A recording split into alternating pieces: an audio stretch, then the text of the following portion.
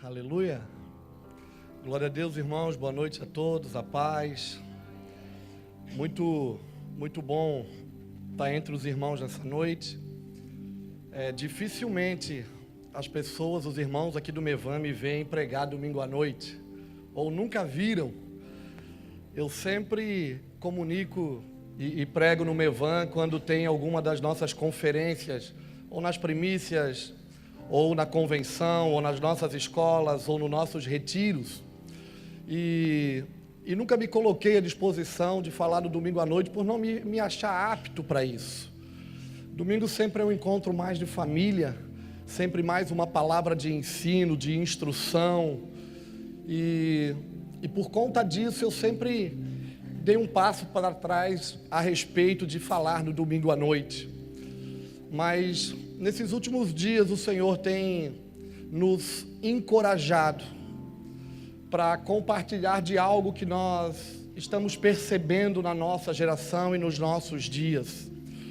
Então talvez hoje não seja um culto daquele normal, com aquela pregação bonita e eloquente.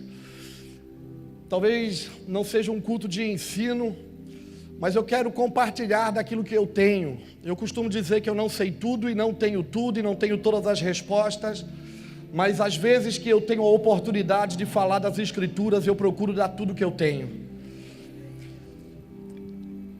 Dificilmente eu venho para uma reunião sabendo o que eu vou falar, ainda que eu escreva, que eu estude, que eu leia as Escrituras, mas é pelo encargo que eu tenho, pelo meu ofício, pela forma que eu funciono. Então quando eu chego no ambiente eu preciso sentir, discernir ele. Na última sexta-feira nós tivemos aqui um encontro de homens, a nossa reunião dos homens. E essa semana eu bati o recorde, eu preguei 2 vezes no Mevan na mesma semana. Porque eu preguei na sexta-feira à noite e vou falar hoje também. E no nosso encontro dos homens aqui nós tivemos um momento tremendo, precioso. E eu falei para eles, o que vocês ouviram hoje, se vier domingo, vai ouvir quase a mesma coisa. Porque nós só temos uma palavra. E é em cima de uma palavra que nós caminhamos. Então, às vezes quando você tem a oportunidade de falar, você fica muito preocupado. O que eu vou ensinar? Eu vou deixar o ensino para os irmãos que ensinam. Mateus está caminhando no ensino, pastor Fernando, irmão Gladson. Tantos pastores do nosso meio que tem uma palavra de ensino. E quando pega o microfone fica sempre preocupado. O que eu falo, Deus? E eu quero que você estenda a mão para mim, porque eu quero ter liberdade de fluir naquilo que eu sou. Eu não quero me prender a um formato e eu quero deixar fluir. Porque eu percebo que nesses dias o Senhor vai nos usar a partir daquilo que cada um de nós tem. Porque somos um corpo, somos uma igreja, e a igreja ela funciona na coletividade, não somos todos iguais. Então eu percebo que Deus nessa geração, nesses dias, Ele está querendo usar a gente do jeito que a gente é. Alguns de nós com as nossas limitações. Por isso, se você puder, ore pela minha vida. Dê liberdade também dentro de você, para que o Espírito encontre lugar nessa noite para se revelar. Nós vivemos um dia, hoje é um marco histórico, 17 de abril, enquanto estamos aqui, o Congresso Nacional em Brasília está votando coisas que podem mexer com toda a estrutura da nossa nação. E desde a hora que eu acordei, há uma angústia dentro de mim, mas ela não é de coisa ruim, ela é de coisa boa. Porque eu percebo que Deus, Ele está mexendo com a igreja. Ele não importa com a política, não tem a ver com essas coisas, mas tem a ver com um despertar para a igreja desses dias e desse tempo. Aleluia! Se você puder, fica de pé comigo, querido. Nós vivemos um tempo de instabilidade, de insegurança, de desconfiança. Ninguém sabe o que vai acontecer amanhã. Eu falei isso aqui na sexta-feira na nossa reunião dos homens. Os patrões estão preocupados porque não sabem se vão ter condições de continuar mantendo as contas em dia. Os empregados estão preocupados porque o desemprego tem aumentado e também não sabem se vão conseguir sustentar o seu lugar de trabalho. A nação brasileira está sendo sacudida, chacoalhada. Mas sabe o que eu percebo? Eu percebo Deus vindo nesse tempo com um espírito de encorajamento. Eu percebo Deus sacudindo as nossas estruturas para que a gente se posicione no lugar correto e no lugar devido. Aleluia. Feche teus olhos por um momento, querido. Vamos levantar um clamor pela nossa nação. Nós estamos reunidos como igreja. Quando os santos se reúnem, eles promovem um ambiente profético. O ambiente profético é um lugar que nós poderíamos chamar que é um ventre, um lugar onde se gera vida e se libera destinos. Vamos orar nesta noite um clamor pela nossa nação, para que a vida de Deus e o governo de Deus seja estabelecido sobre o Brasil, para que nesses dias, por meio do seu Espírito, Ele venha curar a nossa nação. Nós não somos partidaristas, não estamos defendendo lados, nem oposição, nem contra um, nem a favor de outro. Nós estamos a favor do governo de Deus, do governo do Espírito, do reino de Deus. Quando o reino de Deus se estabelece, Deus governa sobre todas as coisas. Vamos orar pela nossa nação, vamos. Nós somos uma igreja, não espere que alguém comece a orar, não espere receber. Vamos exercer o nosso sacerdócio. Vamos acessar coisas que estão disponíveis a nós. Vamos acessar aquilo que já é disponível a nós. Os céus já se venderam. Jesus, o Rei dos Reis, já rasgou os céus. E agora nós precisamos entrar em lugares celestiais. Aleluia, vem Deus. Vem Deus. Vem Deus. Segundo aquilo que tu prometeu, de acordo com o que propõe o teu coração sobre a nossa nação, meu Pai. Vem Deus, do teu jeito. Vem Deus, da tua maneira. Vem Deus. Vem, Senhor. Lembra-te das tuas palavras sobre o Brasil. Traz à tua memória, Senhor, as palavras de profecia sobre esta nação. Lembra-te, Senhor, das palavras liberadas sobre o Brasil, o celeiro de missões, o Brasil que vai sustentar povos, tribos e línguas. Vem, Senhor, revela o teu Espírito, dá uma voz de comando aos teus anjos, coloca todas as coisas no seu devido lugar. Aleluia. Aleluia. Vamos exercer o nosso sacerdócio. Aonde estão os sacerdotes do Senhor? Aonde estão os sacerdotes do Senhor? Então vamos clamar. Então vamos interceder entre o alpendre e o altar, dizendo: poupa, Deus, o teu povo.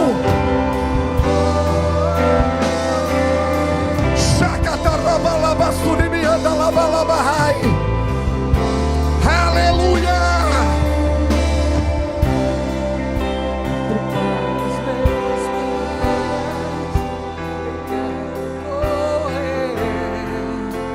Em direção do alvo,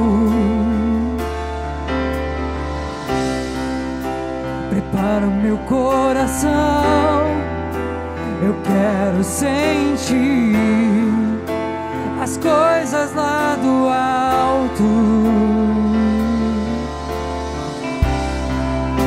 Prepara os meus pés. Eu quero correr. Vamos correr nesses dias. Em direção do Vamos marchar sobre aquilo que o Senhor propõe. Prepara o coração. Eu quero sentir as coisas lá do alto. Prepara os meus pés. Eu quero correr em direção do alvo.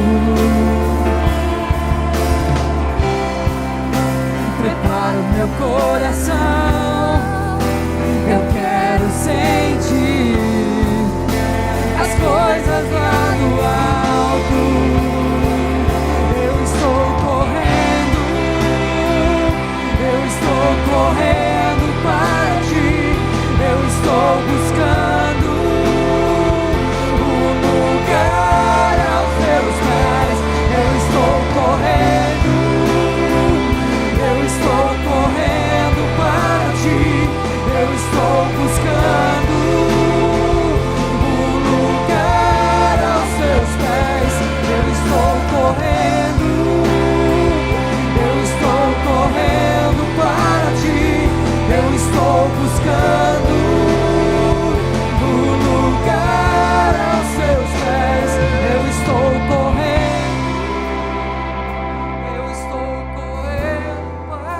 Eu não sei o seu sentimento nesses dias,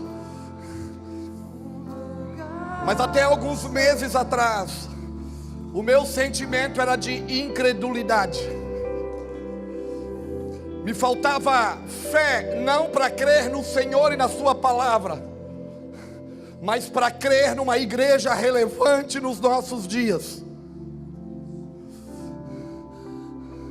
Alguns meses atrás, tudo que eu tinha dentro de mim era um sentimento de incredulidade. Porque os anos se passaram. Como canto Judson, as coisas boas vieram. E muitos de nós fomos roubados do Senhor por aquilo que era bom.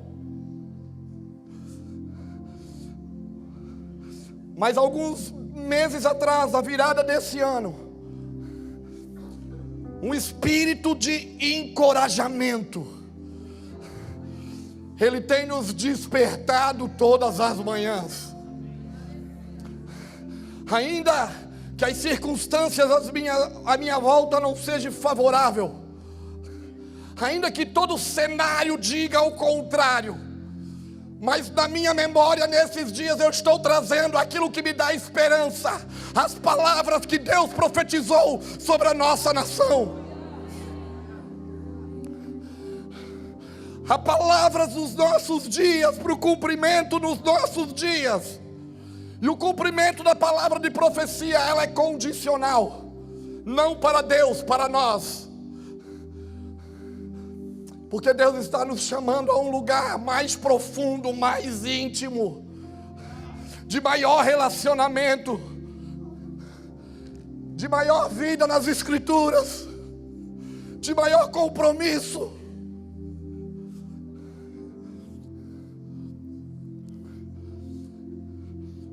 E eu tenho uma palavra para a igreja de Itajaí. Essa casa viaja o Brasil e o mundo. Hoje, nós temos pelo menos 6 pastores nos Estados Unidos, 2 na África, 2 na Europa, que saíram essa semana daqui para ir servir as nações. Outros dos nossos pastores estão em estados brasileiros, pregando hoje à noite, servindo outras igrejas, levando aquilo que o Pai nos confiou nos últimos anos. E sabe o que eu percebo às vezes quando eu chego em casa? Que a nossa igreja de casa, ela está tão acostumada com as coisas que Deus já falou, que ela já se acomodou numa zona de conforto. Todos os meses eu tenho ido para o sertão, para o Nordeste brasileiro, fico uma semana por mês lá, na nossa plataforma de missão, que tem lá em Juazeiro da Bahia. Mas esses dias, até o ano passado, o meu desejo de ir para o sertão era para me esconder. Porque eu chegava lá, no lugar da terra seca, de poeira, de água de cisterna, lá era o meu oásis, o meu lugar de refúgio e de segurança. Até o ano passado eu fui para lá para me esconder. Mas eu saía de casa doido, fazia mala, era empolgado para ir para o sertão. Esses dias eu estou empolgado para ficar em casa. Eu sinto Deus querendo trazer a gente para perto. Eu sinto Deus querendo falar com muitos de nós. Há muitos de nós aqui feridos e cansados. E nos últimos dias tudo que nós temos é reclamado. Das coisas à volta da igreja, dos cursos que a gente faz, das coisas que a gente participa. Nos últimos dias a gente não desfruta de mais nada, porque a nossa mente e a nossa boca está cheia de reclamações. Não me tenha como alguém duro nessa noite, mas eu quero encorajar você a se levantar desse lugar. Pode tomar o seu lugar, fica à vontade. Se quiser ficar sentado, em pé, onde você quiser achar melhor, você fica. Eu não sigo o padrão, então fique à vontade. O meu desejo nesses dias é ficar nessa casa, como nunca antes. Porque eu vejo Deus abrindo uma janela nesse espaço de tempo para que a gente aqui em Itajaí entre nesse lugar. O Brasil e o mundo nos acompanha pela internet. Pessoas gastam muito dinheiro que não tem para vir aqui todos os meses. E nós, em casa, nos tornamos frequentadores de culto.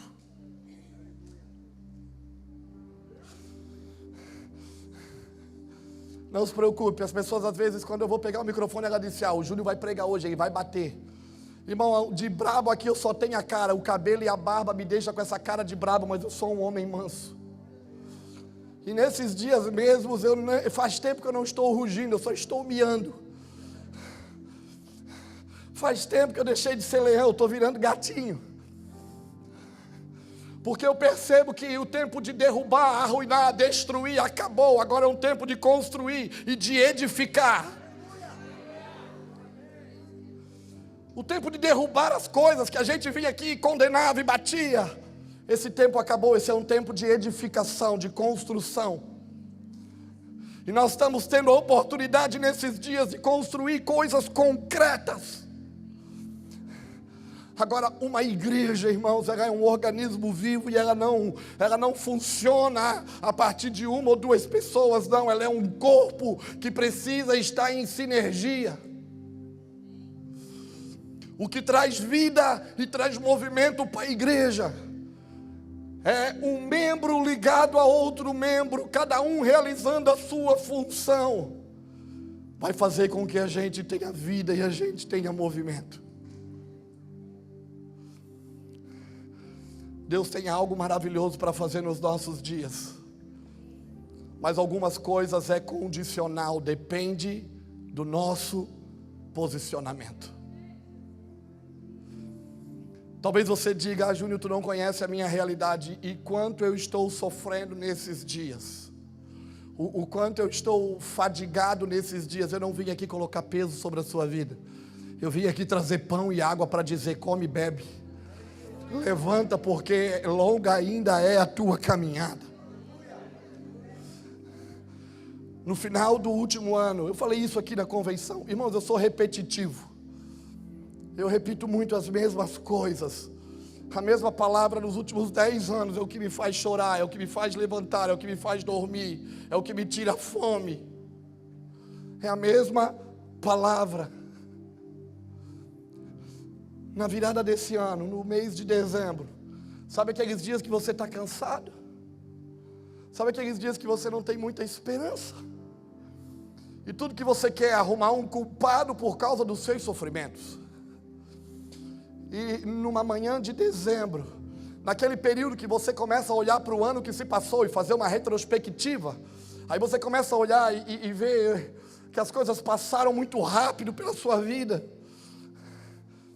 E daí você começa a analisar a sua casa, as suas coisas, o seu dia a dia, e você vai para Deus querendo arrumar um culpado. Eu dobrei o meu joelho numa manhã de dezembro. E a minha oração foi a de Cânticos, capítulo 1, versículo 6, a sunamita. Quando ela diz: por que vocês estão olhando para mim? Porque eu estou escura e com a pele queimada do sol.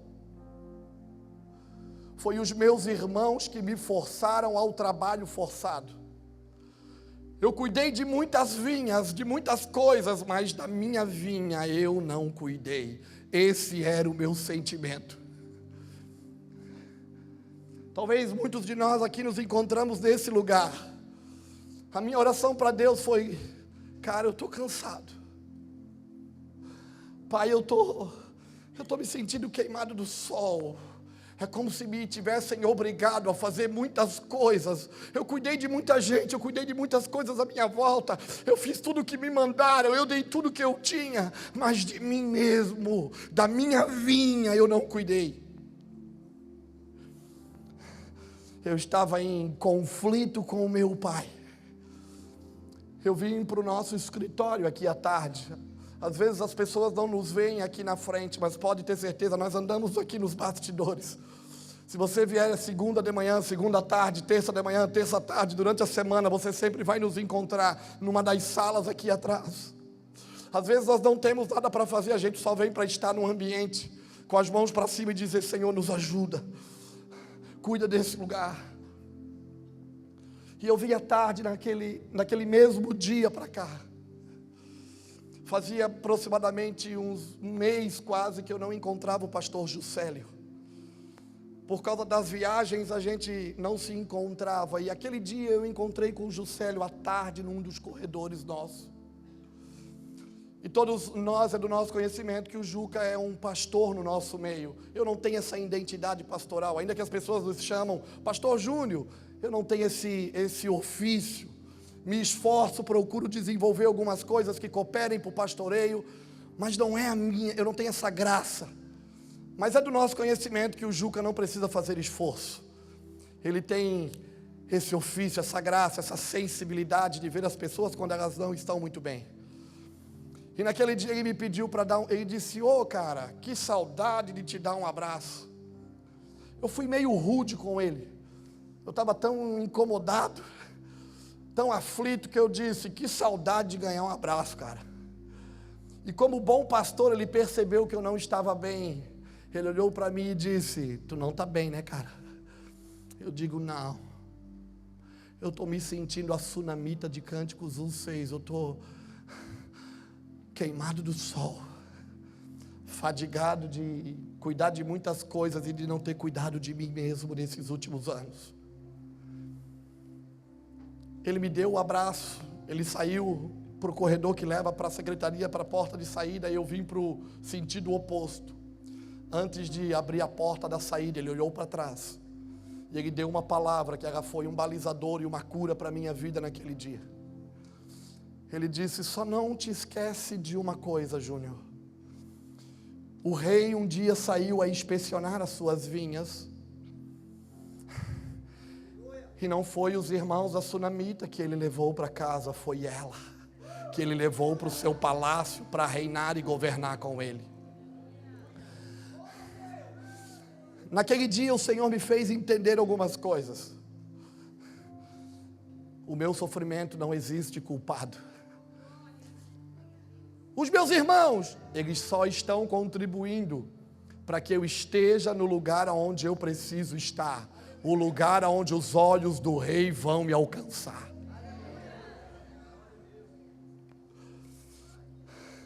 Em dias de aflição e de angústia, a gente sempre busca um culpado, não é assim? A gente quer buscar quem está errado. Por que eu estou sofrendo? E naquele dia o Senhor fez entender: Júnior, teus irmãos aí só contribuem para que tu esteja no lugar onde tu precisa estar. O meu rei está voltando para inspecionar as suas vinhas. E quando ele voltar, os seus olhos vão me encontrar aonde eu preciso estar. E sabe de uma coisa? Não é eu que vou cuidar de mim mesmo, é quando ele me levar para reinar com ele no seu trono de glória, é ele que vai cuidar de mim. Essa palavra tem sido como um encorajamento para a minha vida, como cura. Sabe por quê? Porque o sofrimento parou de ser algo ruim. O apóstolo Paulo, quando escreve a Filipenses, ele diz que nos foi dado a graça não só de crer no seu nome, mas também de sofrer pelo seu nome. Quando a gente menciona e fala a respeito de graça, a gente fala de algo que é bom, e Paulo está dizendo: sofrer por ele é bom. E por que eu estou falando isso aqui em Itajaí? Porque há uma palavra profética sobre a nossa nação, para os nossos dias. E no contexto da palavra de Deus para a nossa nação, há uma palavra na nossa cidade. Nos últimos anos eu pensei que algumas coisas não iriam mais se cumprir, porque o tempo estava passando e a igreja não estava se levantando e se posicionando.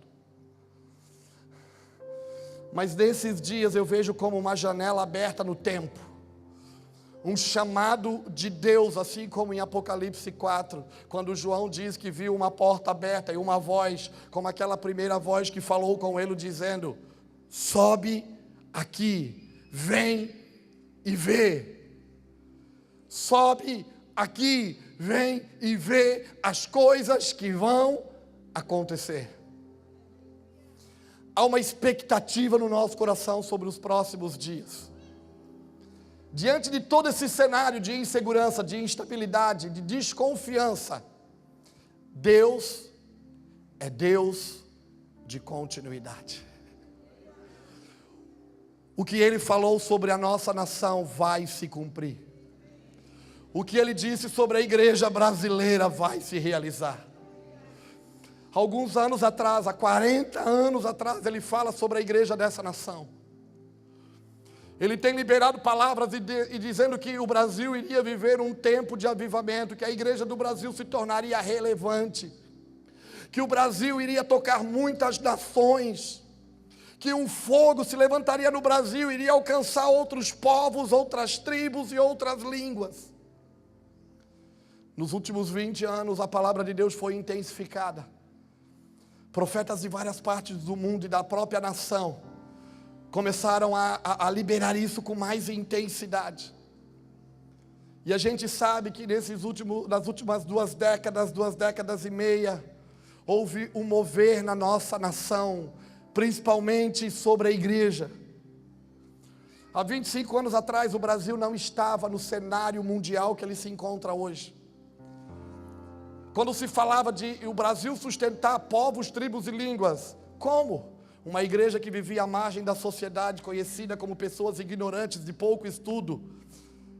Dificilmente tinha uma pessoa que era empresária na igreja, sempre eram os empregados, sempre eram os de pouco estudo, sempre eram de classe média baixa. Eram pessoas que, quando você olhava, você dizia, não, daí não pode sair nada.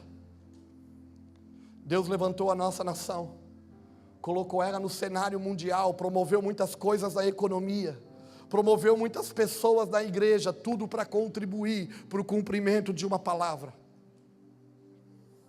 Mas os anos se passaram, e parece que as coisas boas que Deus nos deu para que a gente entrasse no lugar que Ele estava chamando a gente para entrar, nos roubaram dele. Então a gente se tornou uma igreja acomodada. Há 5 anos atrás, 4, 5 anos, nós liberamos uma palavra e nós falamos, o Brasil vai viver uma crise econômica. Lembra disso, Jackson? Numa das nossas reuniões, alguns dos pastores até me questionaram e disseram, Júnior, eu não acredito.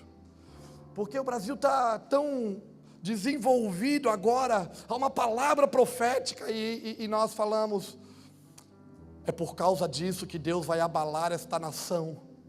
Eu não estou sendo oportunista de pegar onda naquilo que está acontecendo hoje, nessa semana e nesses últimos meses sobre a economia e a política brasileira. Foram coisas que nós falamos há 5 anos atrás, não falamos em púlpito, falamos nas nossas reuniões. Porque tínhamos plena convicção que Deus iria abalar as estruturas do Brasil por falta de posicionamento da igreja brasileira. Isaías 26:9, nós pregamos sobre isso. Pastor Jefferson hoje botou num dos nossos grupos essa palavra. Eu me lembrei, porque nós pregamos sobre isso, Isaías 26:9, quando o juízo de Deus está na terra, os habitantes do mundo aprendem o que é justiça. E nós começamos a entender que o juízo de Deus não é mau, ele é bom, é mau para o desobediente, para quem não quer obedecer, porque o juiz ensina justiça, e justiça é te levar para o lugar que é seu por direito, é o lugar que você precisa estar, é ser reposicionado no propósito de Deus. E a forma de Deus nos reposicionar nesses dias é o quê? É julgando a nossa nação. Quando se fala de juízo, a gente treme um pouco na cadeira. A gente pensa nas contas, a gente pensa no que comprou, a gente pensa no que deve, a gente pensa no que tem para fazer, a gente se sente inseguro. Mas o juízo de Deus sobre o Brasil nesses dias é para que homens de governo, uma igreja relevante, que trabalha para estabelecer o seu reino, se levante e seja reposicionada. Volte para o seu lugar. Esteja no seu lugar, no lugar que é seu por profecia de Deus. Nós tínhamos dinheiro, Há uns anos atrás, até 2 anos atrás estava indo tudo bonitinho. De 2 anos para cá começou o negócio a apertar. No último ano ele estreitou. Até o ano passado, com dinheiro, às vezes a gente não fez. E sabe de uma coisa que Deus tem falado? Agora sem nada vocês vão fazer. Porque já não é mais pela força do braço de vocês. Nós tínhamos o recurso e a gente não levantou altares, às vezes construímos torres. Mas agora nesses dias, sem recurso, Ele vai chacoalhar as moedas do nosso bolso. E Ele vai dizer: se levanta a igreja brasileira e alcance as nações. Como Deus?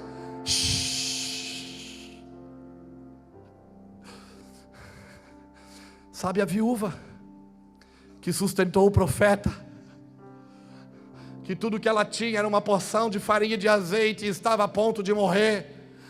E o profeta diz: vai lá, faz para mim primeiro e depois nunca mais vai faltar, enquanto o tempo de escassez continuar. Deus está dizendo: façam para mim nesses dias o que eu estou mandando, então eu vou sustentar vocês naquilo que eu estou propondo. Não se preocupe que eu não vou levantar oferta e nem pegar o seu dinheiro, não é isso. Porque quando fala dessas coisas a gente pensa que está falando de dinheiro. Não, Deus às vezes tem o nosso dinheiro, mas não tem a nossa vida, não tem a nossa casa, não tem as nossas prioridades. Agora o dia que Ele tiver a nossa vida por completo, você já sabe a história, tudo que é nosso é dele, já não há mais divisão.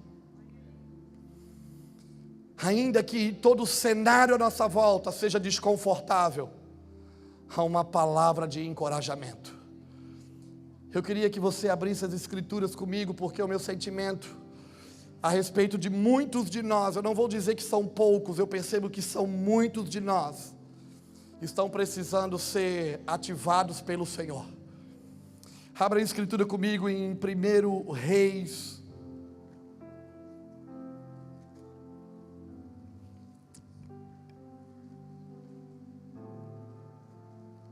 no capítulo 19.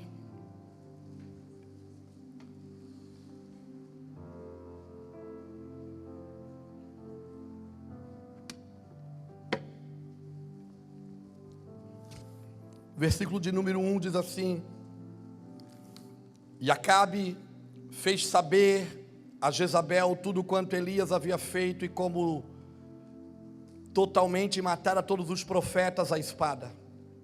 Então Jezabel mandou um mensageiro a Elias a dizer-lhes: assim me façam os deuses, e outro tanto, se de certo amanhã a estas horas não puser a tua vida como de um deles. O que vendo ele, se levantou e para escapar com vida, se foi, chegando a Berseba, que é de Judá, deixou ali o seu servo. Ele porém foi ao deserto, a caminho de um dia, e foi sentar-se debaixo de um zimbro, e pediu para si a morte. E disse: já basta, Senhor, toma agora a minha vida, pois não sou melhor do que os meus pais. Deitou-se e dormiu debaixo do zimbro. E eis que então um anjo o tocou e lhe disse: levanta-te, come. E olhou, e eis que à sua cabeça estava um pão cozido sobre as brasas e uma botija de água, e comeu e bebeu. E tornou a deitar-se, e o anjo do Senhor tornou-se segunda vez, e o tocou e disse: levanta-te e come, porque te será muito longo o caminho. Levantou-se, pois, e comeu e bebeu, e com a força daquela comida caminhou 40 dias e 40 noites até o Horebe, o monte de Deus. Ali entrou numa caverna e passou ali a noite, e eis que a palavra do Senhor veio a ele e lhe disse: que fazes aqui, Elias? Ele disse: tenho sido muito zeloso pelo Senhor Deus dos exércitos, porque os filhos de Israel deixaram tua aliança, derrubaram os teus altares e mataram os teus profetas à espada. Só eu fiquei, e buscam a minha vida para me tirarem. Deus lhe disse: sai para fora e põe-te neste monte perante o Senhor. Esse texto ele tem falado comigo nesses dias, e em alguns lugares que a gente passou, quando a gente percebe que existem pessoas que em alguns momentos da vida, debaixo da unção e da graça do Senhor, elas são como um leão. Não tem nada difícil demais para ela fazer. Porque o capítulo 19 que nós acabamos de ler, de 1 Reis, ele está falando do outro dia, quando Jezabel soube daquilo que Elias tinha feito no Monte Carmelo. O texto anterior vai dizer que Elias sobe ao Monte Carmelo, desafia os profetas de Baal. 450 profetas de Baal, 400 profetas que comiam na mesa de Jezabel. Uma multidão de endemoniados. E naquele dia, debaixo daquele desafio, para ver qual o Deus que responderia com fogo, a gente conhece a história e sabe que o Deus dos céus, Ele respondeu a oração de Elias. E depois que Deus respondeu a oração de Elias, consumiu o sacrifício com fogo, lambeu a terra com fogo, Elias mandou matar e matou todos os profetas de Baal que estavam ali com ele. Uau! Parece muitos de nós, parece alguns de nós alguns anos atrás, que diante de uma situação improvável, onde não chovia, não tinha comida direito, a gente subiu nos montes, levantou as mãos aos céus e disse: Deus, vem com o teu fogo. Não foi assim? E nessa cidade, alguns anos atrás, nós recebemos uma palavra. Um monte de ex-viciado, caras que tinham acabado de largar as drogas, os improváveis, caras sem muita experiência, sem muita coisa para oferecer. Alguns irmãos deixaram seus trabalhos por baixo de uma palavra, outros abandonaram suas carreiras, e se reunimos no lugar, subimos da montanha e dizemos: vem com o teu fogo nessa nação, Deus, responde. E quando nós não tínhamos muita palavra para responder, nem muito ensino, nem muita experiência, mas nós tínhamos uma palavra e um fogo que queimava dentro de nós. E sabe, o que me chama a atenção é que naqueles dias a gente tinha uma coragem que nos falta hoje.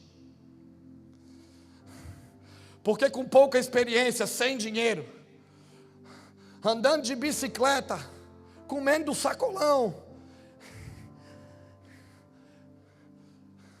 vendendo o almoço para comer a janta, diante dos profetas de Baal, nós víamos com intensidade. Lembra disso, Gladson? Sem medo. Aí nós começamos a destruir algumas coisas.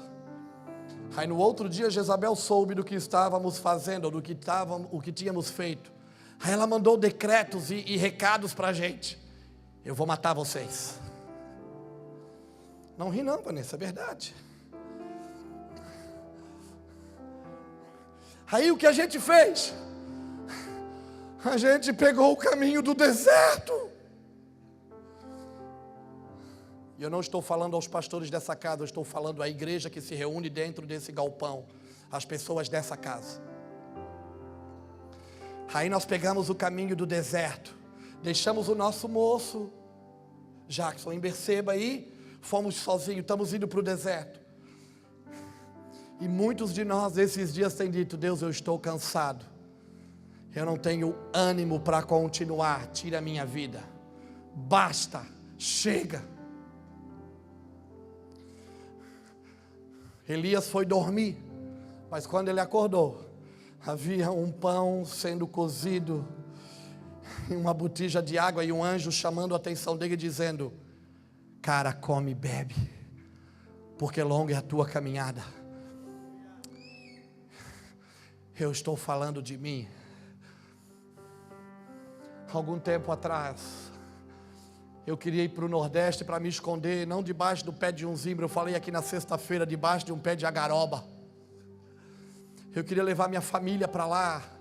Eu queria comer tapioca, cuscuz e bode assado. e sentar com alguns irmãos que quisessem entender as coisas do reino. Nós íamos viver ali uma comunidade orgânica, escondidos. Mas nos últimos dias Deus tem dito: levanta daí, cara, come e bebe, porque nós temos um caminho ainda para trilhar. Sabe o que mudou aqui dentro? E o que precisa mudar dentro de nós? Sabe o que nos assola, os nossos medos? Elias naquele dia, ele só conseguia ver a casa de Acabe e a casa de Jezabel. Ele não conseguia ver o propósito de Deus para a nação de Israel. Ele era assolado por causa de um medo, porque o que vinha dele: Jezabel vai me matar, Jezabel vai me matar. Ele só conseguia ver a casa de Acabe. Mas teve uma hora que Deus mandou um mensageiro e disse: levanta daí, cara, sai daí, e vem ver da onde eu estou vendo, vem olhar o que eu estou olhando, vem sentir o que eu estou sentindo, vem caminhar sobre aquilo que eu estou caminhando.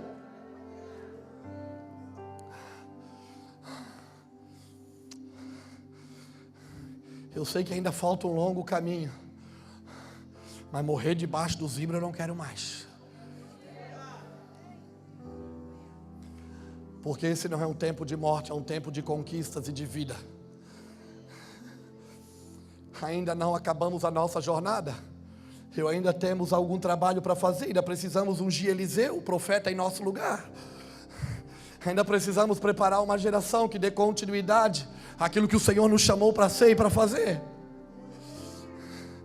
A Escritura diz que Elias sai, levanta e com aquela comida, ele caminhou até o Horebe, o monte de Deus. Há uma comida que o Pai está botando à mesa nesses dias e dizendo: vem comer comigo. O que vocês precisam é só eu que posso dar. Há um alimento nesses dias que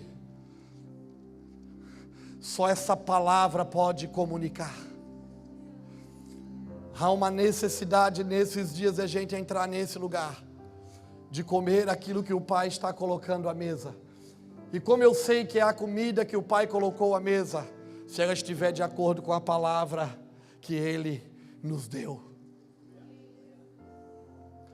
Aí a Bíblia diz que chegando no monte de Deus, Elias entra numa caverna. Eu não vou entrar na caverna, Senhor. Eu não vou me esconder. Eu quero falar duas classes de pessoas essa noite. Ao que têm desejado desistir, e aos que estão se escondendo. Quando Deus se encontra com Elias, ele diz: o que fazes aí? Sai para fora. Cânticos capítulo 2, versículo 14, se não me engano e se não me falha a memória. Pomba minha, noiva minha, tu que te esconde na fenda das rochas ou das penhas, sai para fora, deixa-me ouvir a tua voz e deixa-me ver a tua face. Há um som do céu nesses dias dizendo: sai para fora, igreja, vem comigo, vem ver o que eu estou vendo, vem fazer o que eu estou fazendo. Eu quero ouvir a tua voz, eu quero ver a tua face, vem comigo.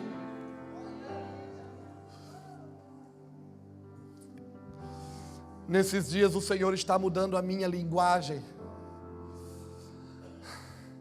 Durante algum tempo eu fui conhecido como um cara que batia, mandava se converter e criar vergonha na cara.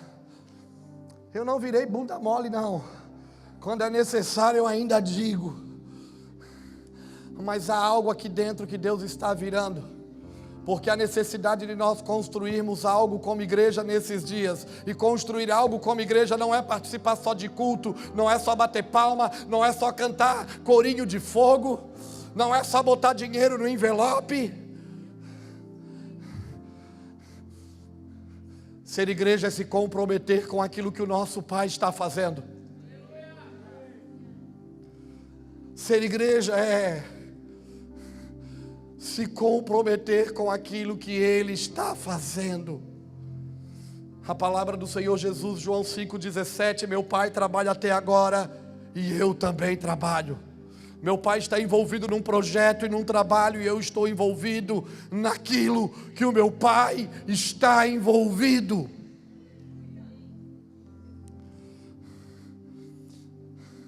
Eu não quero ficar de fora do que Deus está fazendo na nossa nação.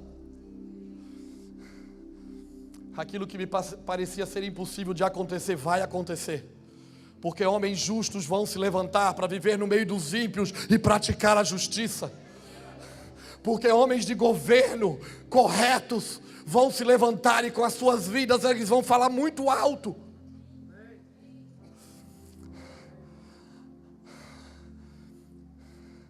Nós não temos mais tempo para andar em círculos, querido. É um momento crucial para a nossa nação. E uma das coisas que eu tenho temor e vou falar para você é que o tempo passa e nós não entramos nesse lugar. E daí o que vai acontecer? Nós vamos continuar reunindo, cantando, batendo palmas, mas vamos deixar de ser relevante. Porque vamos estar fora do propósito, daquilo que Deus tem.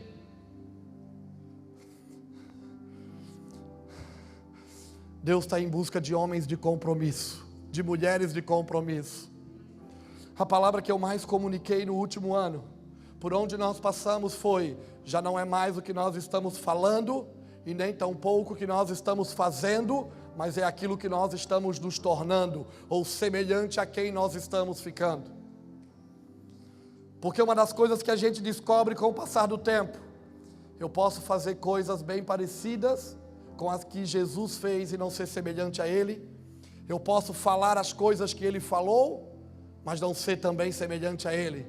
Já não é mais falar e nem fazer, mas é o que eu estou me tornando. E quando falamos disso, nós falamos dos dias de João Batista. Aquilo que Jesus diz, a pergunta de Jesus aos seus discípulos: o que vocês foram ver no deserto? Um homem ricamente vestido? Não, estão nos palácios. Caniço agitado pelo vento? Não, profeta, mais do que profeta. Aquilo que Isaías profetizou: voz do que clama no deserto, preparai o caminho. João não era só o profeta, ele era a profecia, a mensagem. Ele era o que Isaías 40 profetizou. O que nós precisamos nos tornar esses dias?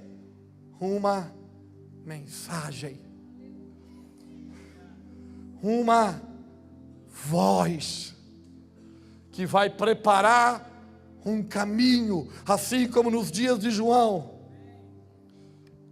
Antes de Jesus se manifestar, João veio preparar o caminho. E Yeshua falou que vai voltar mais uma vez.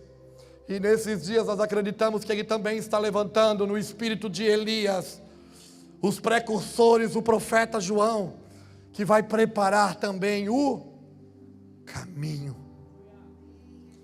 Converter ou retratar o coração dos pais aos filhos, trazer os desobedientes a viver com os justos como os justos, e habilitar um povo para que o Senhor possa se revelar. Agora olha para mim, querido, isso não é trabalho de meia dúzia de pessoas. A igreja é um corpo. Talvez você nunca vai usar um microfone numa tribuna, ou num púlpito, ou numa plataforma. Talvez você nunca vai coordenar um grupo de discipulado, mas você é a igreja do Cordeiro, você é sacerdote, porque foi isso que o sangue de Jesus nos estabeleceu, um reino de reis e de sacerdotes. E sendo sacerdotes, nós temos responsabilidades, e não podemos fugir delas. O que a igreja é? Um corpo. Cristo é o que nesse corpo? Ele é o que? Quando o membro ligado a outro membro, recebendo ordens, instruções do cada um realizando a sua função, faz o quê? Com que esse corpo tenha vida e tenha movimento. Eu só consigo tocar, beijar, abraçar as pessoas, servi-las, se o corpo estiver em sinergia. Um ligado ao outro, trabalhando pelo mesmo propósito, cada um realizando a sua função. Temos funções diferentes, mas todos temos funções. Por que eu falo isso? Porque isso traz peso de responsabilidade para a gente. Não dá mais para ser crente de domingo à noite, querido. Não dá mais só para vir, para receber uma bencinha. Porque se você não entendeu ainda que você já foi abençoado nas regiões celestiais pelo sangue do Cordeiro, vai ser difícil a gente caminhar mais uma milha. Nós já somos abençoados. Nós já recebemos. Nós já temos. Então por que as coisas não mudam? Porque eu ainda não mudei. Porque eu ainda não me posicionei no lugar correto, onde eu vou acessar aquilo que já é disponível a mim. Sabe o que você descobre? Quando você entra nos lugares em Deus, irmãos, você para de reclamar das coisas. Lembra da sunamita? Aquilo que está à minha volta só está contribuindo para que eu esteja no lugar onde os olhos do rei vai me alcançar. Para de dizer que é sofrimento. Não. É o processo de aperfeiçoamento. Porque sabe de uma coisa? Ela disse, a sunamita disse, eu estou queimada do sol. Ela não se achava bonita. Ela não achava nada nela que pudesse trazer admiração de alguém. Mas em Cânticos capítulo 2, versículo 2, a Bíblia vai dizer, a minha amada, ela é como o lírio entre os espinhos. Ainda que a gente olha para a vida da gente, às vezes a gente não possa encontrar nada de bom. Às vezes não tem nada bonito aqui. Não, em mim mesmo não tem. Só a minha mulher para me achar. E glória a Deus por ela. E olha que na época que ela casou comigo, o drogado era eu, não era ela. Se ela usasse droga naquela época, eu ia dizer que ela estava drogada, mas o drogado era eu. O meu amado me vê como lírio entre... Todos os dias quando eu acordo, eu ainda tenho receios de me levantar para fazer algumas coisas. Todos os dias que eu tenho que fazer e decidir e tomar frente de algumas coisas, eu ainda sou perseguido por medos. A minha mão ainda treme, meus joelhos ainda tremem, o meu coração ainda dispara. Na minha mente, alguns pensamentos às vezes querem me fazer desistir, mas aí eu me lembro, eu sou como lírio entre os espinhos, eu sou como lírio entre os espinhos, não é por causa de mim, é por causa dele.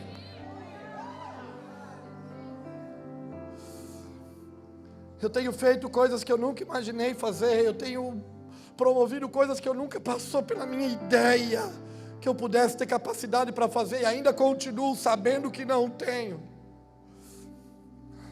Mas já não tem mais a ver comigo, é por causa dele. Já não é mais por causa de mim, é por causa dele. Então ele deu coisas para mim fazer, ele confiou coisas na minha vida, eu não posso ser negligente, cara. Entende isso, irmão? Talvez você nunca vai estar aqui na frente usando essa tribuna, esse púlpito, mas lá na sua casa você é um precursor, você é uma voz. Lá na sua casa você tem a tarefa de habilitar os seus filhos. Lá na sua casa você tem, lá no seu trabalho, lá onde você, no ambiente que você está inserido, você tem uma tarefa: trabalhar para preparar o caminho. E como eu faço, Júnior? Com aquilo que você tem. A nossa maior covardia é porque a gente olha para a nossa mão e a gente não se acha capaz para realizar. E você está olhando para um cara muito covarde às vezes, mas que não se deixa acovardar. Porque não somos como aqueles que retrocedem, somos como aqueles que estão avançando para o alvo, prosseguindo para aquilo que não foi proposto. Quando eu tenho que falar, quando eu tenho que entrar em alguns lugares, quando eu tenho que fazer, eu digo para ele, eu não sei fazer, eu não tenho coragem, mas se o Senhor vir, Se o teu espírito me der uma chacoalhada, eu vou. E às vezes a gente não sabe nem direito o que vai falar. Mas aí quando abre a boca, é como se um filme, como se telas fossem abrindo na sua frente, você só vai conectando. Não é assim? Quem já teve experiências assim? Às vezes é no seu trabalho, eu não estou falando só de pregar, porque o seu trabalho, quando você administra bem as suas coisas e faz bem feito, isso também prega o Evangelho. Nas decisões que você toma na sua vida. Irmão, quem me conhece sabe que para mim pregar mensagem desse jeito é porque o Senhor está me mudando por dentro. A minha vontade às vezes é pegar a marreta, dar na cabeça do cara para ver se ela abre. E eu consigo botar ali dentro o que ele precisa entender. Mas esses dias o Senhor está dizendo, não. Não é mais por força, não é mais por violência. É pela obra do meu Espírito. Às vezes até eu quero dar uma rugidinha. Eu quero ficar com cara de bravo, mas eu não consigo. Porque Ele está nos chamando a relacionamento, sabe? Sabe o que eu penso? Que Deus está com saudade de intimidade com a gente. Irmãos, Itajaí tem uma palavra. Essa igreja, o Mevan não é a última Coca-Cola do deserto, não é a última bolacha do pacote. Quem vem de fora, eu sou o cara que mais desconstrói a imagem do Mevan aí fora. Quando os caras vêm falar do Mevan, eu digo, irmão, não é tudo isso, não tem tudo isso. Eu vou lá, eu digo, não, continua acompanhando pelo YouTube, que a gente não vai conhecer nossos defeitos. É o melhor lugar de acompanhar o Mevan, fica no YouTube, que a mensagem é editada. Mas eu sei que Deus deu algo para a gente. Eu sei que Deus nos confiou algo. Eu sei que Deus nos batizou com algo. E sabe o que parece? Que a gente está desanimado. Se eu fosse pedir para levantar a mão aqui, eu acho que muitas mãos se levantariam. Sabe o que me parece? Nós estamos insatisfeitos.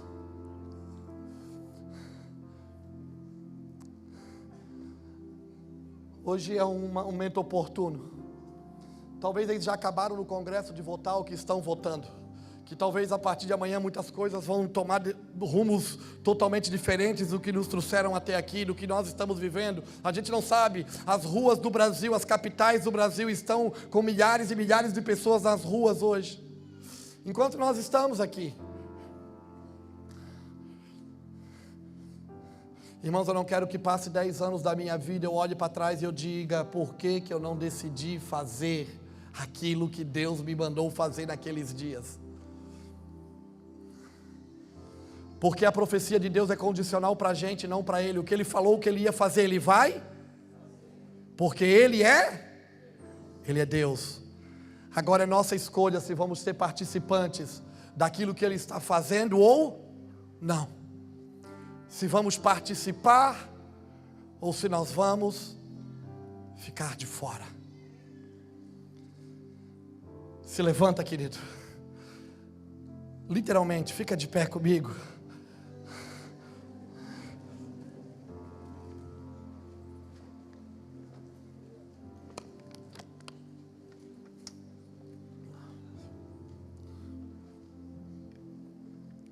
Quando Paulo instrui a Timóteo, capítulo 1, versículo 18 de 1 Timóteo, ele diz, Timóteo, luta, combate o bom combate, segundo todas as palavras que foram profetizadas ou proferidas a teu respeito. Deus está chamando Timóteo para uma guerra. Ele está dizendo aquilo que foi profetizado sobre a tua vida, Timóteo, combate. Eu estou te dando as armas dessa batalha, eu estou te habilitando, Timóteo, para combater o bom combate, segundo o que foi falado sobre a tua vida. E a palavra de profecia, ela cria um campo de jurisdição, um lugar para a gente se movimentar dentro dele. Nós temos uma palavra sobre esses dias, tanto na nossa nação quanto na nossa cidade.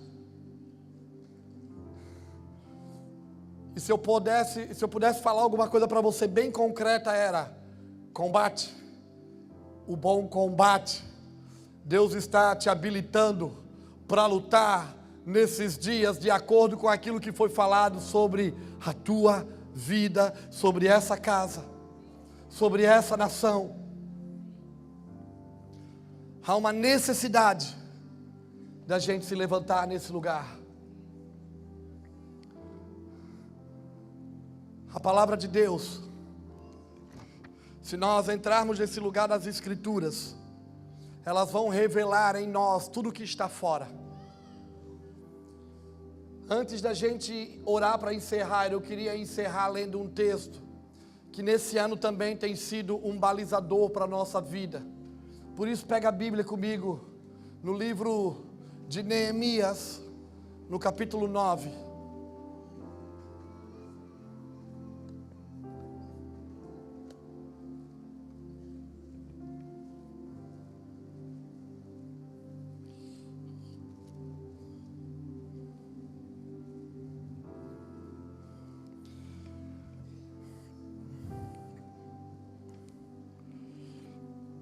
Capítulo 9, versículo 1 diz assim: E no dia 24 deste mês ajuntaram-se os filhos de Israel, com jejum e com sacos, e traziam terra sobre si.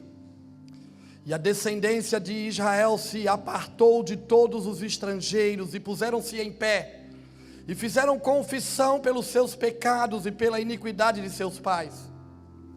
Levantando-se no seu lugar, leram no livro da lei do Senhor, seu Deus.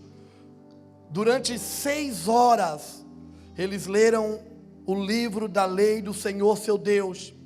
E nas outras 6 horas, fizeram confissão e adoraram o Senhor, seu Deus. Vira comigo a página. Vai no versículo 38. E todos fizemos uma firme aliança, um pacto. E escrevemos, e selaram-no os nossos príncipes, os nossos levitas e os nossos sacerdotes. Vai no versículo 28. E o restante do povo, os sacerdotes, os levitas, aliás, 28 no capítulo 10.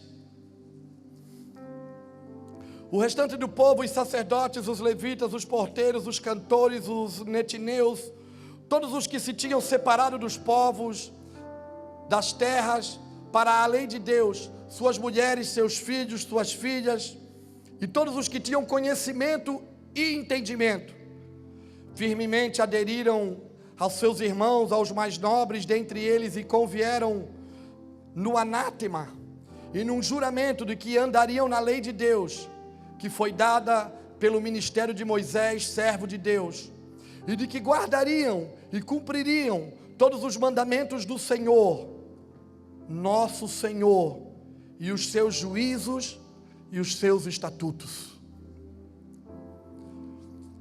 Esse texto do capítulo 9 e 10 de Neemias, nós temos chamado nesses dias de pacto nacional. Os habitantes de Jerusalém, depois que acabaram a edificação dos muros, eles se reuniram em jejum e vestindo pano de saco. E as Escrituras dizem que durante 6 horas eles leram a lei do Senhor, a Torá de Deus. Uma tradução, na tradução judaica, vai dizer que eles leram a Torá de Deus. Se entende que durante 6 horas eles leram toda a lei de Deus, o Pentateuco, a Torá. E depois de lerem a lei de Deus, eles ficaram 6 horas, confessando os seus pecados e os pecados dos seus antepassados e pedindo perdão. E depois disso eles fizeram um pacto e uma aliança, escrita e selada. E eles disseram, nossos levitas, nossos sacerdotes, assinaram essa lei, esse pacto, essa aliança. E eles assumiram um compromisso que eles iriam viver de acordo e segundo aquilo que Deus falou que era para eles viverem. Por que nós estamos falando disso? Porque quando eles leram a lei do Senhor durante 6 horas, por que eles passaram 6 horas chorando e pedindo perdão? Porque quando leram, eles olharam e viram que a vida deles não estava de acordo com aquilo que estava escrito.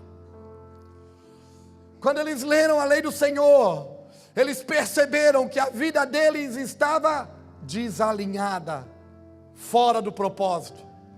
Então eles dobraram os joelhos e por 6 horas pediram perdão. E depois eles fizeram um pacto, uma aliança selada e escrita, e disseram: nós vamos viver de acordo com aquilo que Deus deu a Israel por meio do ministério de Moisés, o seu servo. E se você continuar lendo Neemias 10, 11 e 12, você vai ver o seu posicionamento e o que eles começaram a fazer. Tudo que estava fora do lugar, eles começaram a organizar e a botar no seu devido. A profecia sobre a igreja brasileira é condicional nesse contexto. O que está fora do lugar vai voltar para o lugar. Quando a igreja dessa nação, quando eu falo igreja dessa nação, eu não estou falando de ninguém lá fora, eu estou falando eu e você, porque nós somos parte da igreja dessa nação. Quando a igreja dessa nação se levantar e adequar a sua vida com a mensagem, e fizeram um pacto e uma aliança selada. Sabe o filme Corajosos? Os pais que assinam um pacto e vão diante da congregação em público e assumem suas responsabilidades e dizem: a partir de hoje, nós vamos fazer desse jeito, nós vamos executar dessa maneira, nós seremos assim.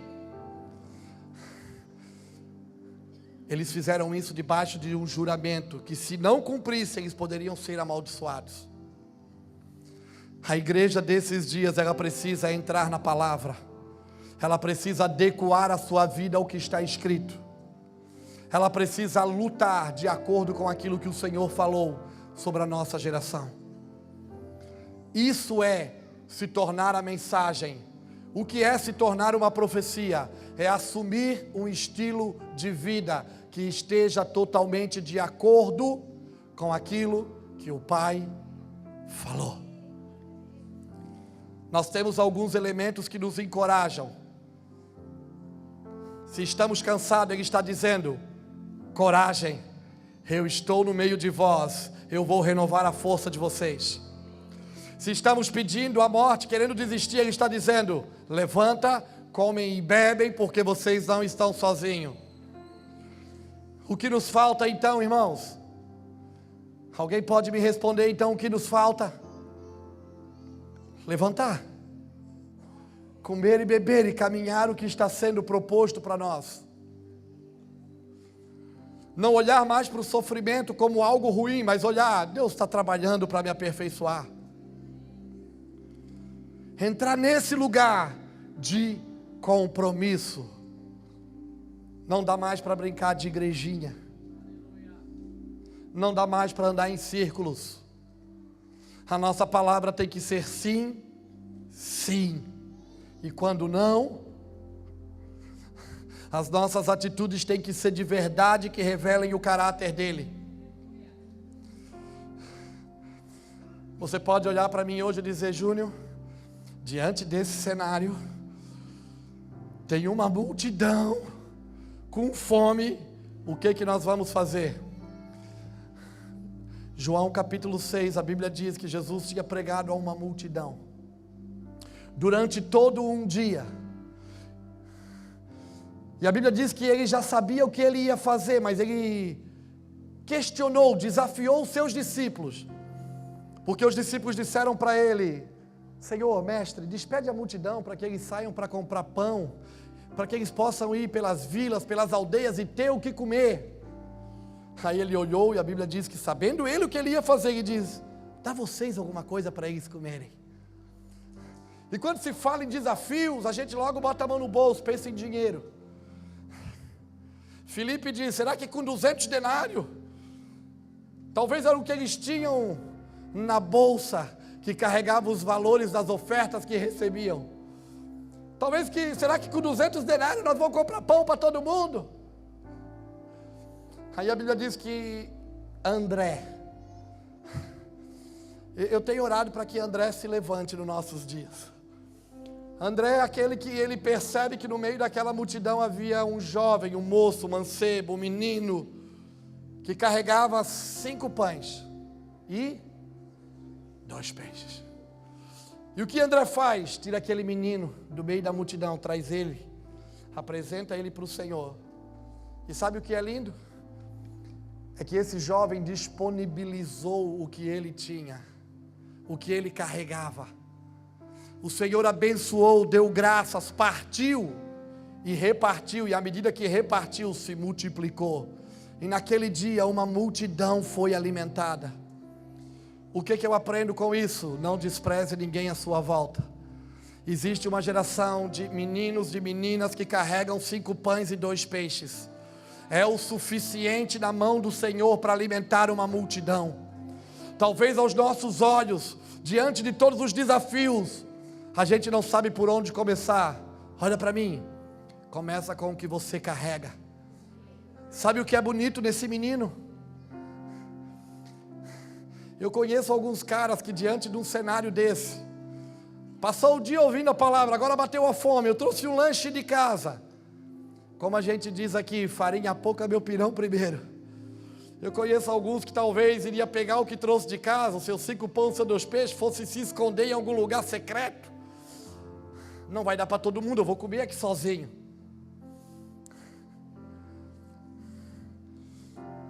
Mas sabe qual é o meu encorajamento? É que Deus está levantando meninos, meninas, jovens, que estão disponibilizando tudo que tem, não é muita coisa. São irmãos que não têm muita coisa, eles não têm muito a oferecer.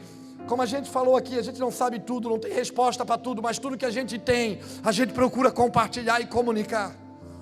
São irmãos que estão desprendidos e dizendo, está aqui, Senhor, eu não sei fazer muitas coisas, mas é o meu talento, é só o que eu sei fazer, me usa nisso.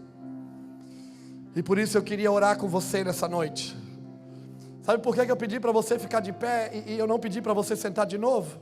Porque nós vamos acabar e vai ficando desconfortável, não vai? Que a gente vai ficando de pé, só alguém falando, não tem música, não está batendo palma, não está se mexendo, a gente vai ficando inquieto. É para tirar a gente da zona de conforto. A gente está muito confortável nos lugares, da forma que a gente vive. Deus está mexendo com a gente, cara. Existem muitos homens aqui escondidos.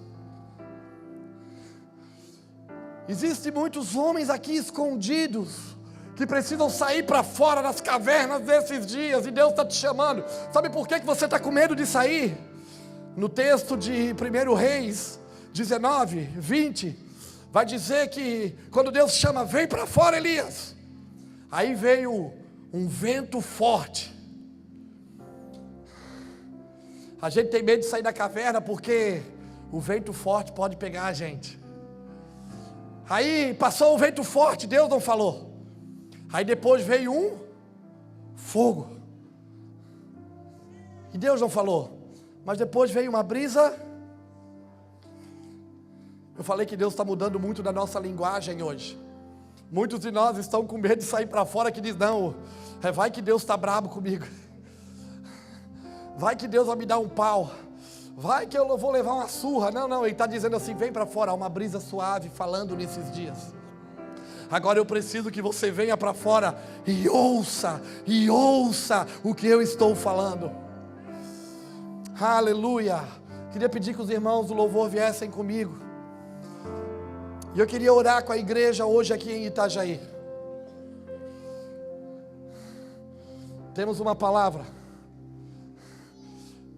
Temos um chamado. Temos um trabalho para ser feito.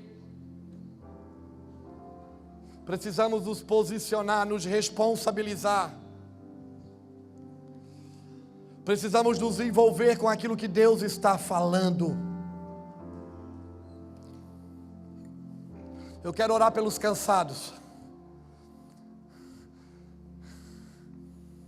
Eu fui encorajado nesses últimos meses, então eu quero convidar você a sair do seu lugar. Eu quero orar pela sunamita.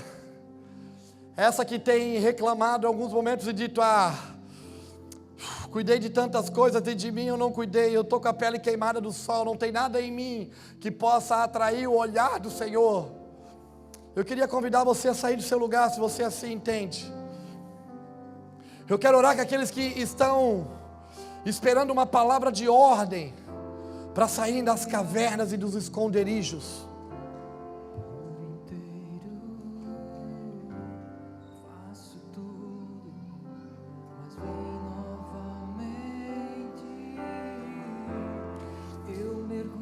Você que sabe que está andando em círculos.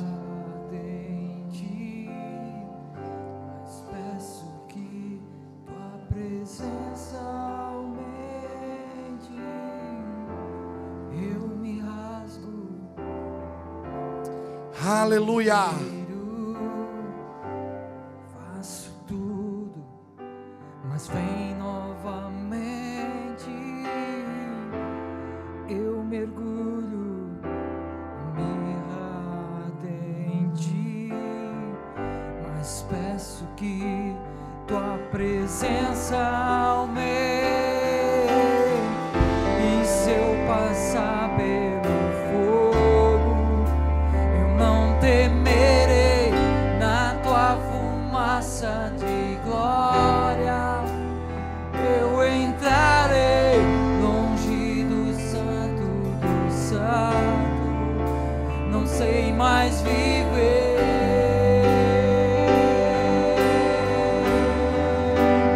Quem já pisou no santo do santo, em outro lugar, não sabe viver. E onde estiver, clamar pela glória, a glória de Deus. Aleluia. Quem já pisou no santo dos santos, em outro lugar, não sabe viver. E onde estiver, clamar pela Aleluia. a glória de Deus.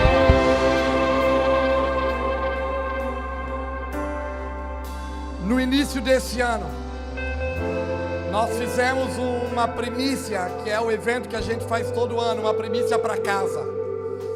E ela começou a trabalhar com a gente, não foi, Jackson? Com os pastores, com o presbitério, com os irmãos que trabalham. Ela começou a mexer as nossas estruturas. E desde o início desse ano nós estamos trabalhando para nos ajustar naquilo que o Senhor falou sobre a nossa vida e sobre essa casa.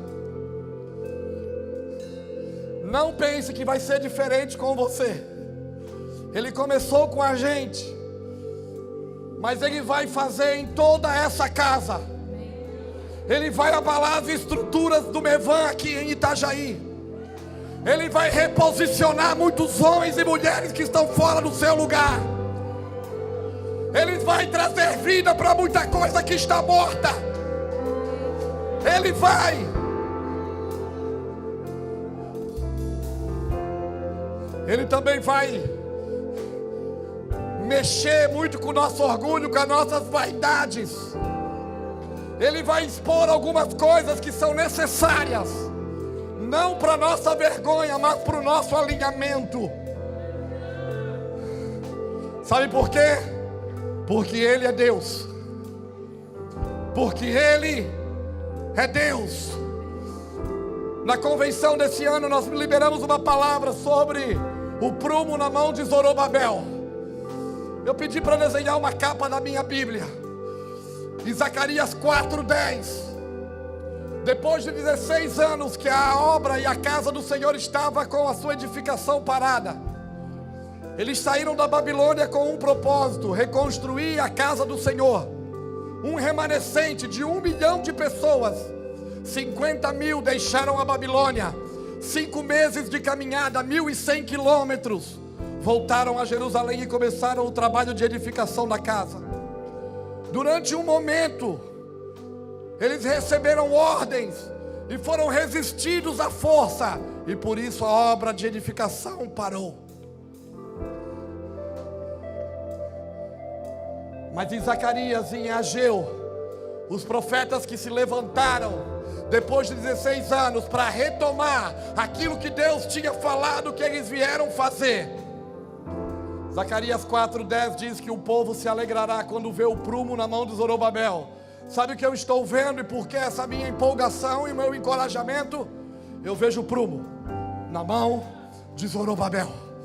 Eu vejo Deus dizendo: o que eu falei eu vou fazer o que eu comecei, eu vou terminar, porque Zacarias 4 diz: Zorobabel colocou os fundamentos dessa casa, ele começou esta obra e ele vai terminar. Deixa eu falar para você uma coisa, dos pastores da equipe do presbitério do Mevan, eu sou o cara que sempre quis deixar o Mevan em Itajaí, sempre. Por isso que as pessoas me veem pouco aqui.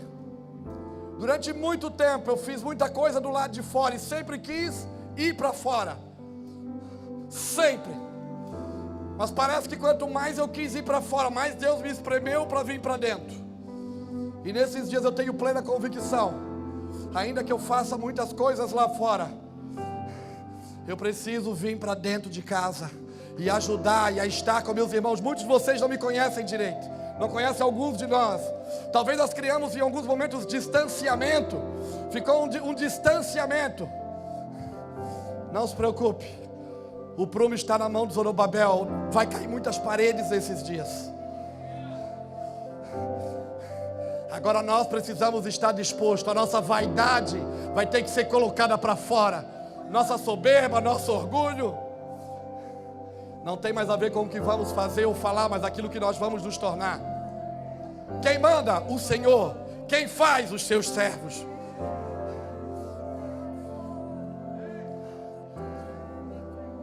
E eu só quero nessa noite comunicar o meu anseio, meu encorajamento sobre os próximos dias. Por isso eu sei, há um espírito de desânimo nesse lugar. Há pessoas que fazem trabalhos aqui e estão fazendo para cumprir o cronograma. Há alguns que participam de alguns cursos só para cumprir o cronograma, para aparecer o nome na chamada, só para dizer que está em movimento, mas na verdade você já parou de se movimentar há muito tempo. Mas nesses dias Ele está abalando a nossa estrutura. Ele vai mexer com a gente. Não se preocupe, não vai ser vento forte, não vai ser com trovão, Ele não vem bravo, Ele vem como brisa suave. Ele vem envolvendo nos braços, Ele vem trazendo segurança, Ele vem trazendo conforto, Ele vem trazendo confiança. Porém, Ele vem chamando a responsabilidade. Ele está dizendo: vamos ser responsáveis. Feche seus olhos, querido. Aleluia. Aleluia. Eu estou até pastoral agora, né? Tá, pastoral? Então tá bom.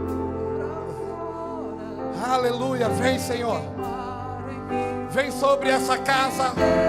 Vem sobre os fundamentos dessa casa. Vem sobre esse lugar. Vem sobre os irmãos que aqui se reúnem. Vem sobre esse corpo nesses dias. Nos alinha, Senhor, como um só corpo. Nos alinha com uma só voz. Vem, Senhor. Nos faz ser um. Nos faz ser um. Nos faz ser um. Até me consumir de dentro pra fora, vem queimar em mim. De dentro pra fora, até me consumir. De dentro pra fora, vem queimar em mim. De dentro pra fora, até me consumir. De dentro. Nos faz ser um. Nos aproxima, Senhor, daquilo que Tu estás fazendo. Sabe por que essa nossa expectativa? Há alguns irmãos nas nações que eles já estão orando há muito tempo sobre um avivamento sobre a terra. No último sábado, dia 9, nos Estados Unidos, em Los Angeles, o irmão Lou Engle, que é um irmão que há 16 anos tem gastado a sua vida para promover o Decal, a chamada. Eles fizeram um evento chamado Azusa Now, Azusa Agora, comemorando os 110 anos do avivamento da rua Azusa. Tinha aproximadamente quase 110, 120 mil pessoas no Coliseu em Los Angeles. 15 horas de oração ininterruptas, com uma coisa só, um clamor só: faz de novo, faz de novo. E respaldado numa palavra. Os grandes irmãos que a gente tem como referência nos Estados Unidos, Mike Bickle, Bill Johnson, todos os irmãos de expressão, muitos músicos, mas já não tinha pregador, não tinha cantor, não tinha o nome de ninguém. Tinha um movimento em favor do céu, clamando pelo céu, e respaldado numa palavra. Há 110 anos atrás, na Rua Azusa, no movimento que a gente chamou de batismo pentecostal, do poder e do Espírito, aonde naqueles dias as classes mais inferiores da sociedade americana foram batizadas com poder e com autoridade. O irmão Seymour e mais alguns irmãos, eles profetizaram que hoje Deus estaria abalando a terra. Nos dias deles eles falaram: Deus veio com muito poder hoje, mas daqui aproximadamente 100 anos Deus vai vir sobre a terra com tanta intensidade como nunca outra geração viveu. Então há irmãos clamando nesses dias, porque sabe que há uma palavra de Deus sobre o nosso tempo. E o que nós precisamos então é nos tornar uma casa de oração para todos os povos, tribos e línguas. O nosso clamor é: Azusa now, Azusa agora. Faz o que o Senhor falou há 100 anos atrás. Assim como nos dias de John Hus e de Martinho Lutero. John Hus foi morto numa fogueira e ele disse: hoje vocês matam o ganso, mas daqui a 100 anos vai nascer o cisne. Ele estava profetizando o nascimento de Martinho Lutero, que deu início a uma reforma protestante. Há 110 anos atrás, uma palavra foi profetizada aqui nos nossos dias. Deus iria vir e abalar a terra com muita intensidade, com o poder do Espírito. Por que ainda não veio? Porque nós ainda não estamos posicionados. Então vamos nesse tempo começar a clamar por aquilo que faz sentido. Vamos começar a chorar por aquilo que faz sentido. Vamos começar a orar por aquilo que faz sentido. Vamos gastar a nossa vida e os nossos dias por aquilo que faz sentido. Eu tenho expectativas sobre os dias que estão por vir. De um batismo, não é barulho, mas é um batismo de fogo e de justiça, que vai posicionar uma geração para cumprimento de um propósito. Então nós vamos ver as ruas transformadas, nós vamos ver as coisas à nossa volta indo para o seu devido lugar. Aleluia. Nós precisamos discernir o que Deus está falando conosco nessa noite. Aproximadamente 15, 16 anos atrás, na biblioteca da casa do pastor Lapa, nós desenhamos na parede a giz. Tudo que você conhece e vê hoje acerca de Mevan, tanto em Itajaí quanto nas nações. E nós temos conversado nesses dias que essa estação, ela acabou, ela terminou. E que nós precisamos novamente pintar essa parede e novamente pegar o giz e escrever. Enquanto o Júnior falava sobre Zacarias, veio muito forte ao meu coração que talvez nós pudéssemos ter desenhado esses projetos numa folha de papel, ou talvez nós tivéssemos digitado num computador. Mas por que uma parede? Porque somente uma parede pode ser alinhada por um prumo. Deus está nos visitando novamente, dizendo que nós precisamos de um realinhamento para que novas perspectivas nos anos futuros sejam desenhadas através da nossa vida. Se você não gosta de mudança, você tem um problema, porque os próximos períodos serão de grande mudança e transformação. Nós sofreremos uma verdadeira metamorfose na eclésia, na estrutura da igreja, nos comportamentos de alto a baixo e de baixo a alto. Em todos os níveis e cadeias nós estaremos sofrendo uma mudança. É incrível o que o pastor Júnior tem trazido acerca da Azusa Now, sobre esse desejo de nós termos uma nova visitação do Pentecostes e do próprio Espírito Santo. Sendo que 2 suecos, Eles foram incendiados pelo Pentecostes na rua Azusa, e por terem recebido uma direção do Espírito Santo, eles vieram parar no Brasil e concretizaram aqui a primeira igreja pentecostal brasileira, que tinha como Espírito Santo a base de sua movimentação. E hoje nós estamos aqui com o pastor Johannes da Suécia. Deus está nos dizendo que bastará um alinhamento, um realinhamento, uma dosagem de um prumo sobre esses novos muros, sobre essas novas paredes, para que Ele nos visite com poder, autoridade, milagres, prodígios, maravilhas, intensidades, dimensões e níveis como nós nunca experimentamos antes. Quantos estão entendendo essa mensagem do céu? Johannes, nós gostaríamos que você viesse aqui orar por nós. Você pode fazer isso? Eu quero pedir que os intercessores dessa casa profética, por favor, subam aqui. Pastora Patrícia, Vanessa, por favor, esteja conosco aqui, pastora Vanessa. E eu quero que você, nesse momento, entenda que nós estamos partindo de um novo tempo para um novo tempo. Nós vamos passar por mudanças estruturais, mudanças sistêmicas. Nós vamos passar por mudanças relacionais. Estaremos vivendo uma nova etapa, um novo tempo. É um tempo de o Senhor despertar novos ministérios. É um tempo de o Senhor trazer à luz ministérios que estavam ocultos e escondidos, guardadinhos e engavetados.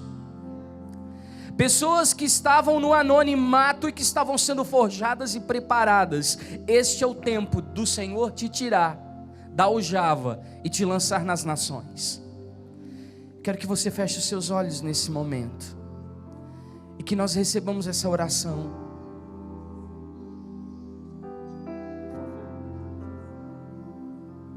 Queridos, antes de orar, só queria compartilhar uma coisa. Eu vim aqui esse final de semana e eu vim aqui para aprender com vocês, mas principalmente para agradecer. E isso é para a igreja toda. Nós temos recebido muito dessa casa lá na Suécia. E às vezes talvez vocês se perguntam: por que os pastores estão viajando o tempo inteiro? Estão no mundo inteiro e talvez não estão aqui. Muita gente hoje está viajando. E eu posso dizer que eu estou aqui hoje, eu estou vivendo com o Senhor e fui muito edificado por essa casa. Eu queria agradecer a todos vocês. Talvez vocês não veem isso todo dia, mas isso faz uma grande diferença. E como o pastor Júnior falou aqui do menino de 5 pães e 2 peixes, isso faz muita diferença, muita diferença. Há 3 anos atrás, mais ou menos, chegou 2 pastores daqui para a nossa igreja lá, em Malmö, Suécia. E mais que 100 anos atrás, vieram 2 suecos aqui. E quando chegaram lá, chegou um cabeludo e um homem que tremia com a mão. E Júnior liberou uma palavra lá que ele foi lá para derramar um perfume. E eu não entendia muito do que ele estava falando, mas depois de um tempo passando eu vim entender. Eu cresci num país onde as igrejas estão fechando, virando prédio para morar, virando até baile, boates. E eu cresci numa família que não é cristã, eu cresci sem conhecer um crente, sem ter um amigo crente. Mas todo dia agora eu acordo e tem uma palavra que palpita no meu peito, em Amós 8:11, que diz que estão chegando os dias, declara o Senhor, que enviarei uma fome a essa terra, mas não uma fome de comida, nem uma sede de água, mas fome e sede de ouvir a palavra do Senhor. E Deus está enviando uma fome para o continente europeu. mas alguém tem que alimentar essa fome. E eu sei disso porque eu tô com essa fome. Eu quero mais de Deus, mais da palavra, mais da graça dele. E quem vai sustentar isso talvez não é aquele que fez muitos cursos e faculdades de teologia, mas aquele que carrega 5 pães e 2 peixes. E está indo um pessoal lá agora, a Rafael, o Leo, a Alice, a Pamela, e eu sei que eles vão fazer muita coisa, muita coisa. Quando Júnior a primeira vez falou lá, falou de Cânticos 4:16, não foi? Que fala: acorde, vento norte, venha vento sul. E há 100 anos atrás veio um vento do norte para cá e fez com que foi construída uma igreja que hoje tem não sei quantos milhões de membros. Mas eu sei que está chegando hoje o dia do vento sul e até lá, para que o nosso amado entre em seu jardim e saboreie os seus frutos. Amém? Então vamos orar? E eu oro, mas ore comigo, e ore pelo continente europeu, ore pelo meu país. Eu assisto as ministrações daqui pelo YouTube. É bonito pela internet, mas é mais bonito estando aqui ao vivo. Amém? É mais bonito ir para casa de recuperação e sentir aquela graça que tem nesse lugar. A minha oração é que essa casa não perca essa graça. Que essa casa continue vivendo aquilo que fundou a igreja. Que não perca a essência. Amém? E quando assisto as ministrações, sempre olho para essa bandeira ali. Quem não conhece a bandeira sueca, essa azul com a cruz amarela. E me sinto tão privilegiado de ter conhecido vocês, de ter recebido um alimento de vocês, porque minha fome tem aumentado. E como é que se aumenta uma fome? Dando mais comida para aumentar o estômago, para querer mais. Amém? E nesses dias nós na Europa precisamos de muito ensino, muita palavra, muito alimento. E eu sei que vai sair muitos irmãos daqui para nos alimentar. Amém? Vamos orar? Deus Pai, eu te agradeço por tudo que tem feito nessa casa. Eu te agradeço pelo tudo que Tu és. Tu és santo, Senhor, e queremos ser santo como Tu és. Eu te agradeço pela graça que tens derramado aqui, Senhor, em Itajaí. Eu te agradeço pela sabedoria e o entendimento para que essa casa não contenha essa graça, mas que eles queiram espalhar a sua fragrância, o teu perfume, Senhor. Eu oro em nome de Jesus, proteja essa casa, proteja a essência, a sua graça, o seu amor nesse lugar, Senhor. E proteja todos os ministros, todas as pessoas que saem desse lugar para alimentar as nações, em Peru, nos Estados Unidos, na Ásia, na África, na Europa. Proteja eles, esteja com eles, Senhor, em nome de Jesus. E a minha oração é que essa casa continue fazendo a obra, mas nunca esquecendo que o mais importante é estar contigo, de estar nos seus braços e sentindo o seu cheiro, de estar na sua presença. Faça lá, Senhor, abençoa o continente europeu, o meu país, Suécia, e eu te agradeço por ter enviado pessoas para lá.